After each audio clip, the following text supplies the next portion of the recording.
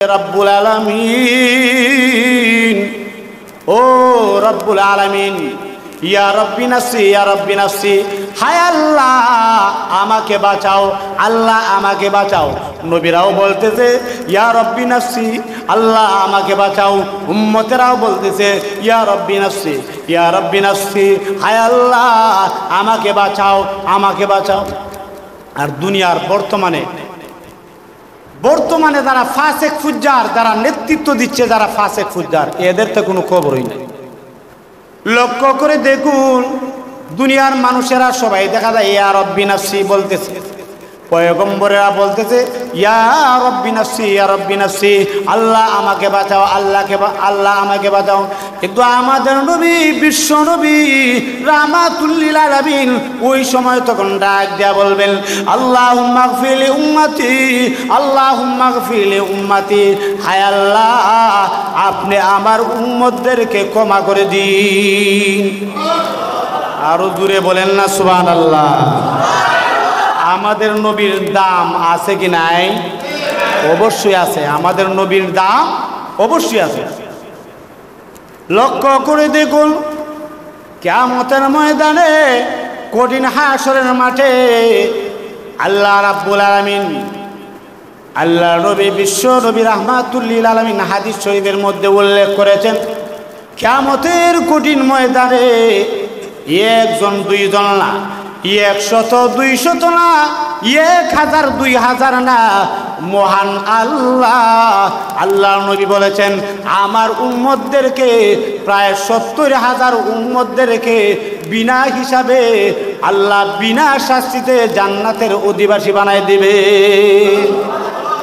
বিনা হিসাবে, বিনা শাস্তিতে আল্লাহ প্রায় 70,000 মানুষকে আল্লাহ জান্নাতের মধ্যে দিয়ে দিবেন। বলেন না সুবহানাল্লাহ। এটা কিয়ামতের মাঠে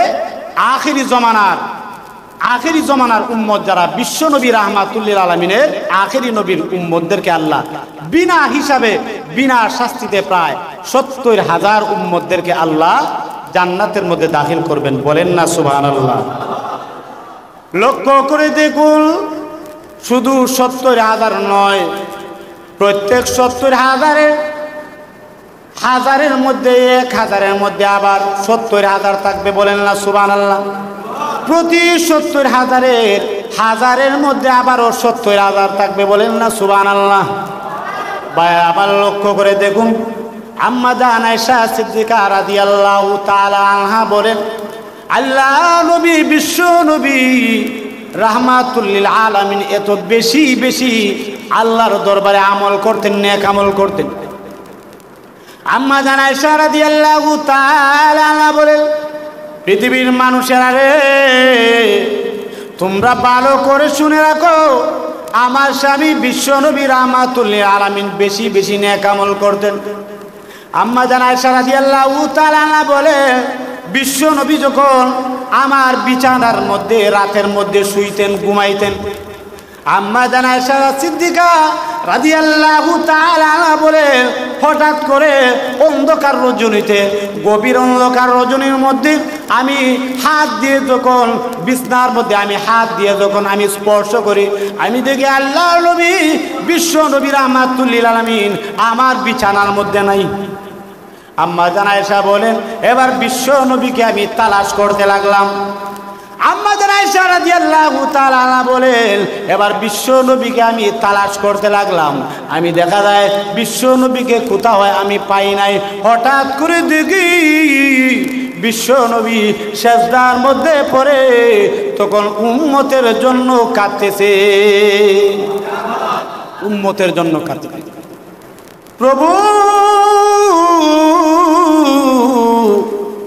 ওগো আল্লাহ, আমার উম্মতদেরকে আপনি ক্ষমা করে দিন। বলেন না সুবহানাল্লাহ। আল্লাহুম্মা গফির লি উম্মতি, আল্লাহুম্মা গফির লি উম্মতি। আল্লাহ নবী, বিশ্ব নবী রাহমাতুল লিল আলামিন নিজের মেয়ে, কলিজার টুকরা মেয়ে ফাতেমার জন্য তিনি দোয়া করেন নাই, হাসান হুসাইনের জন্য কাঁদেন নাই, উমরের জন্য কাঁদেন নাই, আবু বকরের জন্য তিনি কাঁদেন নাই, সেজদার মধ্যে পড়ে বিশ্বনবী রাহমাতুল লিল আলামিন আল্লাহুম্মা গফিরলি উম্মতি, আল্লাহুম্মা গফিরলি উম্মতি, ওগো আল্লাহ আমার উম্মতদেরকে ক্ষমা করে দিন, আমার উম্মতদেরকে আপনি ক্ষমা করে দিন। বলেন না সুবহানাল্লাহ। ভাই আমার তাকায় দেখুন, বিশ্বনবী রাহমাতুল লিল আলামিন তাহাজ্জুদ নামাজ পড়তেছেন। আম্মা জান আয়েশা সিদ্দিকা রাদিয়াল্লাহু তাআলা আনহা বলে, হঠাৎ করে বিশ্বনবী রাহমাতুল লিল আলামিন সিজদার মধ্যে পড়ে আল্লাহ নবী তখন একটা দোয়া করে কান্না করতেছেন, আল্লাহুম্মা হাসিবনি হিসাবান ইয়াসীরা, আল্লাহুম্মা হাসিবনি হিসাবান ইয়াসীরা। প্রভু ওগো আল্লাহ, আপনি কিয়ামতের ময়দানে কঠিন হাসরের মাঠে ওগো আল্লাহ আমি বিশ্ব নবীর হিসাবটা সহজ করে দিও। কি মনে করেন নবীজি দোয়া করতেছেন, নবীজি দোয়া করতেছেন আল্লাহুম্মা হাসিবনি হিসাবান ইয়াসীরা, হে আল্লাহ কিয়ামতের কঠিন ময়দানে আপনি আমার হিসাবকে সহজ করে দিবেন। আম্মা জান আয়েশা রাদিয়াল্লাহু তাআলা আনহা বলেন, আমি বিশ্ব নবী রাহমাতুল লিল আলামিনকে ডাক দিয়া বললাম, ইয়া রাসূলুল্লাহ, ইয়া হাবিবাল্লাহ, ওগো নবীজি সহজ হিসাব কাকে বলা হয়? ইয়া রাসূলুল্লাহ, ইয়া হাবিবাল্লাহ, হিসাবান ইয়াসীরা সহজ হিসাব কাকে বলা হয়? আল্লাহ নবী বিশ্ব নবী রাহমাতুল লিল আলামিন ডাক দিয়া বলে, আচ্ছা তুমি শুনো, কিয়ামতের ময়দানে কঠিন হাসরের মাঠে আল্লাহ রাব্বুল আলামিন যখন বান্দার হিসাব নেবেন, হিসাব যখন গ্রহণ করবেন, হিসাব গ্রহণ করলে এইটা কিন্তু সহজ হিসাব হবে না। আয়েশা গো, কিয়ামতের ময়দানে কঠিন হাসরের মাঠে আল্লাহ রাব্বুল আলামিন বান্দার আমলনামার দিকে তিনি দৃষ্টি দিবেন, আর আমলনামার দিকে দৃষ্টি দেওয়ার পরে ফেরেশতাদেরকে তখন ডাক দেয়া বলবেন, ফেরেশতারা রে, যা রে ফেরেশতা যা, তুই আমার বান্দাকে তুই সরাসরি জান্নাতের মধ্যে পৌঁছায় দে। রে ফেরেশতা, আজকের দিনে এই কিয়ামতের কঠিন ময়দানে আমি আমার মায়ের বান্দার কাছ থেকে হিসাব গ্রহণ করব না। কিয়ামতের কঠিন ময়দানে আল্লাহ রাব্বুল আলামিন তখন ডাক দেয়া বলবেন, ফেরেশতারা রে, তুই জানোস নি আমার বান্দা যখন দুনিয়ার মধ্যে ছিল, ওই দুনিয়ার মধ্যে তার নরম বিছানা থাকা সত্ত্বেও নরম বিছানা পরিত্যাগ করে রাত যখন 2টা হয়ে গেছে, রাত যখন 3টা হয়ে গেছে, গভীর রজনীর মধ্যে, অন্ধকার রজনীর মধ্যে সারা দুনিয়ার মানুষ যখন শীতের রাত্রিতে কম্বল টান দিয়ে এই শীতের রজনীর মধ্যে যখন ঘুমাইছে, ওই সময় দেখা যায় আমার বান্দা ঘুমায় নাই, আমার বান্দা তখন এই উঠাউটি করে দেবে।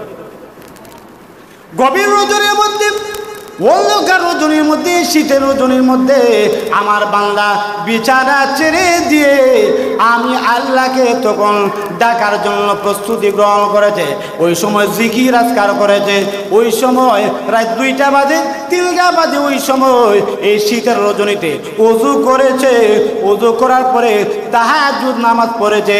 এই জন্য আমি আল্লাহ এই কিয়ামতের কঠিন ময়দানে তার কোনো হিসাব গ্রহণ করব না। আর একটু জোরে বলেন না সুবহানাল্লাহ। শুধু তাই নয়, লক্ষ্য করে দেখো, কিয়ামতের কঠিন ময়দানে হাসরের মাঠে আল্লাহর পক্ষ থেকে একজন ঘোষণা আকারে ঘোষণা দেয়া বলবে, তখন ডাক দেয়া বলবে, ও তাহাজ্জুদ পড়নেওয়ালা আল্লাহর বান্দারা, তোমরা কোথায় রে? যারা নাকি নরম বিছানা পাওয়ার পরেও দেখা যায় রাত্রির মধ্যে পূর্ণ রাত্রি তোমরা ঘুমাইতে পারো নাই, আল্লাহর জাহান্নামের বয়ে, আল্লাহর বয়ে, জাহান্নামের বয়ে দেখা যায় তাহাজ্জুদ নামাজ পড়েছো, জিকির আজকার করেছো, ও আল্লাহর বান্দারা রে, মহান আল্লাহ রাব্বুল আলামিন তোমাদেরকে মাফ করে দিয়েছেন, এই জন্য তোমরা জান্নাতের মধ্যে চলে যাও। ভাই আমার লক্ষ্য করে দেখুন, কিয়ামতের কঠিন ময়দানে আল্লাহ রাব্বুল আলামিন একদল মানুষকে যখন দাঁড় করাইবেন, দাঁড় করানোর পরে আল্লাহ রাব্বুল আলামিন তখন ডাক দেয়া বলবেন, বান্দারে দুনিয়ার মধ্যে তুমি ইবাদত করছো কিনা? ওই সময় ওই বান্দা বলবে, হ্যাঁ আল্লাহ আমি ইবাদত করছিলাম। আল্লাহ রাব্বুল আলামিন তখন তাকে ডাক দেয়া বলবেন, তুমি কি ইবাদত সত্যি করছিলে? বলবে, হ্যাঁ সত্যি করছি। এরপরে আল্লাহ রাব্বুল আলামিন বলবেন, তুমি কি কোনো গুনাহ করো নাই? সে বলবে, না আমি কোনো গুনাহ করিনি। আল্লাহ রাব্বুল আলামিন ওই সময় এই কিয়ামতের কঠিন ময়দানে তার মুখের মধ্যে আল্লাহ মোহর মাইরা দিবেন। মুখের মধ্যে মোহর মাইরা দিবেন, তখন দেখা যায় জবান তার বিরুদ্ধে সাক্ষী দিবে, হাত তার বিরুদ্ধে সাক্ষী দিবে, পা তার বিরুদ্ধে সাক্ষী দিবে। এটা আমার নিজের কথা না, আল্লাহ কুরআনের মধ্যে বলতে আল-ইয়াওমা নাখতিমু আলা আফওয়াহিহিম ওয়া তুকাল্লিমুনা আইদিহিম ওয়া তাশহাদু আরজুলুহুম বিমা কানু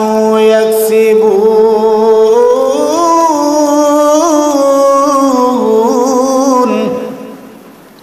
আল্লাহ রাব্বুল আলামিন বলেন, কিয়ামতের ময়দানে কঠিন হাসরের মাঠে আল্লাহ রাব্বুল আলামিন যখন বান্দার মুখের মধ্যে যখন মোহর মাইরা দিবেন, এবার তখন দেখা যায় আল-ইয়াওমা নাখতিমু আলা আফওয়াহিহিম ওয়া তুকাল্লিমুনা আইদিহিম, তাদের হাত তখন দেখা যায় আমি আল্লাহর সাথে কথা বলবে, ওয়া তাশহাদু আরজুলুহুম, তাদের পা দেখা যায় তাদের কৃতকর্মের সাক্ষী হয়ে দাঁড়াবে। হাত পা তার বিরুদ্ধে সাক্ষী দেবে, শুধু তার বিরুদ্ধে না তার পক্ষেও সাক্ষী দেবে। লক্ষ্য করে দেখুন, এই যে আপনারা ওয়াজ মাহফিলের মধ্যে আসছেন, কিয়ামতের কঠিন ময়দানে আপনার পা, আপনার হাত, আপনার জবান, আপনার চক্ষু আপনার পক্ষে সাক্ষী দিবে। বলেন না সুবহানাল্লাহ। প্রভু ওগো আল্লাহ, দুনিয়ার মধ্যে আমি পা দ্বারা আদিত্যপুর মসজিদের মধ্যে বসে বসে ওয়াজ শুনছিল, কোরআন সুন্নাহর আলোচনা হয়েছিল।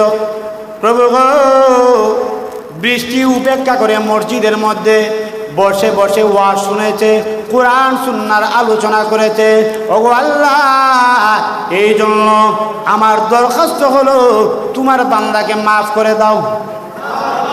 হাত পা আপনার পক্ষে সাক্ষী দিচ্ছে। বাইরে আমার লক্ষ্য করে দেখুন, আর আপনি যদি এই পা দ্বারা যদি হবিগঞ্জ যারা স্টেডিয়ামের মধ্যে যদি কনসার্টের মধ্যে যান, কনসার্ট হয়েছিল নি, হয়েছে নি, এমন বাদাম তারা তারা লাগছে, এরপরে দেখা যায় কনসার্ট বাদ। আর যদি আপনি এই গান বাজনার আয়োজনের মধ্যে যদি যান, তখন আপনার বিরুদ্ধে পা সাক্ষী দিবে, হাত সাক্ষী দিবে, মুখ আপনার বিরুদ্ধে সাক্ষী দিবে। প্রভু ওগো আল্লাহ, আমি পা দ্বারা হেঁটে হেঁটে গান বাজনার মধ্যে সে গিয়েছিল। প্রভু গো, আমার যদি ক্ষমতা থাকতো ওগো আল্লাহ, তাহলে আমি তাকে বাধা প্রদান করতাম। প্রভু গো, আপনি তো আমি পাকে তার নিয়ন্ত্রণে দিয়ে দিয়েছেন, এই জন্য আমি পা শক্তি থাকা সত্ত্বেও তার নিয়ন্ত্রণে যেহেতু ছিলাম, এই জন্য আমি বাধ্য হয়ে তার সঙ্গে যেতে হয়েছিল। হাত তখন রাগ দেয়া বলবে, প্রভু গো ওগো আল্লাহ, দুনিয়ার মধ্যে গান বাজনার মধ্যে গিয়েছে, আমি হাত দ্বারা অনেক অশ্লীল জিনিসের অনেক অশ্লীল জিনিস করেছে, খারাপ কাজের সাহায্য নিয়েছে আমার হাত দ্বারা। এবার বলেন তো দেখি, এই হাতটা আমাদের আপন নি? হাত পর্যন্ত আমাদের আপন না, এটা পর।